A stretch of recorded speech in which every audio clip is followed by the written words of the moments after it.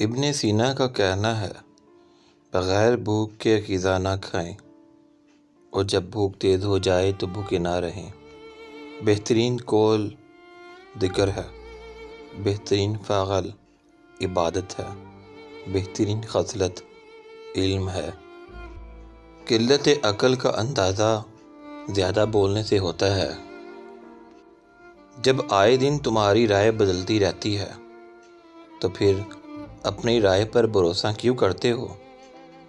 کسی نے ابن سینا سے پوچھا کہ دن کیسے گزر رہے ہیں آپ کے؟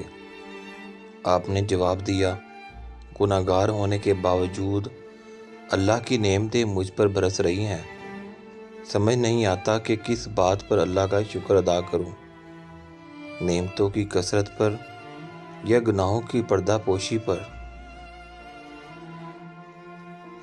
فقیر کی پہچان یہ ہے کہ اس کی خاموشی فکر کے ساتھ ہو اور گفتگو ذکر کے ساتھ ہو۔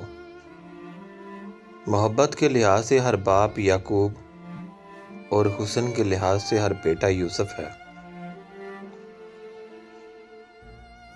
حقیقی خوبصورتی کا سرچشمہ دل ہے، اگر یہ سیاہ پڑ جائے تو چمکتی ہوئی آنکھیں کچھ کام نہیں دیتی۔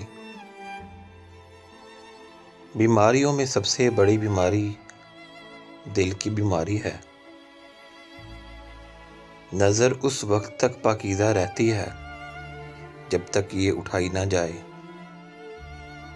اتنا کھاؤ جتنا ہضم کر سکو اور اتنا پڑھو جتنا جذب کر سکو۔ زیادہ خوشحالی اور زیادہ بدحالی دونوں ہی برائی کی طرف لے جاتے ہیں۔ نکاح سے قبل یہ دو چیزیں لازمی کھاؤ، اس سے مردانہ جسم کو طاقت ملتی ہے۔ شیر کی چربی اور روغن چنبیلی